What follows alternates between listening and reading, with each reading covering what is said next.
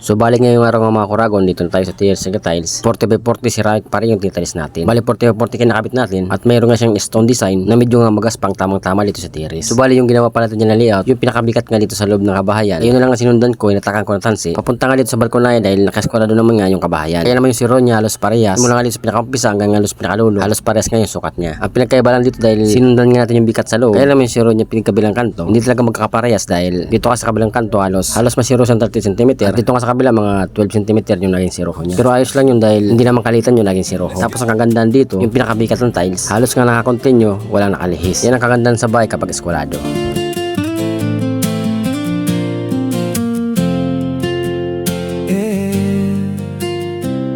Araw-araw sa init, pawis ang puhunan sa bawat buhos ng semento. So dito nga medyo manipis na yung ating mortar dahil nakadrop na nga yung tiles natin galing nga sa pinakapintuan para sa pagitan ng balkonay at ng sala. Kaya naman halos 1 inches na lang yung simula sa flooring at dito nga sa tiles. Kaya naman diskarte natin, ganun pa rin nagalo pa rin tayo ng dry pack pero hindi nagano dry na dry. Tulad nga ng ginagawa natin kapag makapal. Yung pagkahalo natin dito ng dry pack parang matigas lang sa paghahalo ng palitada. Kapag ganito ginawa yung diskarte, may iwasan yung pagkakabasag ng tiles kapag kinakabit nyo na dahil may siksik nyo na maayos at mapapaiwala nyo yung mga halo. Dahil kumpara sa dry pack talaga, medyo mahirapan nga pabaunin ng gusto dahil siyempre manipis na yung paglatagan mo at hindi mo na mababaon ng gusto. Kaya naman diskarte yung pamamaraan natin dito. Matigas lang yung halo natin pampalitada para sa ganun mabilis lang mapalubog at mapantay. So balik ganun pa rin yung ginawa natin na ground. Siminto lang sapat na para mapanatili natin matibay yung ating kinakabit na tiles. Basta't alam na natin ang tamang pamamaraan ng pagkabit, tiyak 100% hindi kakapakyan. Kumpay na inaasam, pagod man ang katawan, di susuko ang diwa.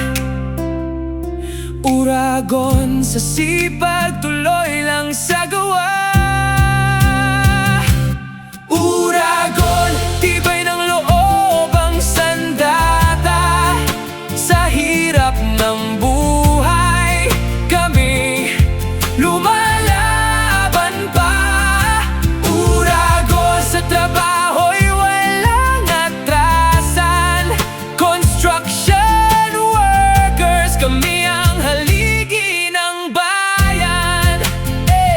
May ilan-ilan yung mga basher tayo na hindi naniniwala sa ating kakayanan dahil nga syempre hindi pa tayo nakita magtrabaho at nakakasama. Kaya maraming mga negatibo nagko-comment kaysa nga ganyan kaysa nga ganito. Na halos akala nila mali yung ginagawa natin dahil sa video lang. Kaya ba kasi yung saktual at sa video na makikita, kung para sa aktual na gumagawa, makikita mo talaga yung galaw, makikita mo yung area na ginagawa, kung mali ba yung ginagawa o hindi. Dahil mayroong mga ilan-ilan nagko-comment na mali daw yung ginagawa natin, ayon nga sa nakikita na nila sa kanilang mga mata. Dahil hindi kasi nila yung sitwasyon at yung area na ginagawa, kung bakit ko nga ginagawa yun at sa akala nila yung mali na. Kaya naman shoutout sa followers na sila nagsusuporta ito nga sa mga ginagawa kong video. Kaya naman shoutout kay Dudong Lit Siliba na nagsusuporta ng ating video. Kaya naman kapag mariwasa o ceramic yung ginagamit, huwag nyo nga yan, hindi ibabad sa tubig. Parang sa ganun maging mayos yung pagkakabit ng tiles dito nga sa mga mortar. Sa malakas kang sungkit ng mga tubig, ito nga 40x40, maging ceramic mga yan o mariwasa. Kaya naman ang resulta ng ginawa natin, ito na ngayon natapusan. So bali abangan nyo na lang mga kuragon sa susunod natin na video. So paano? See you tomorrow.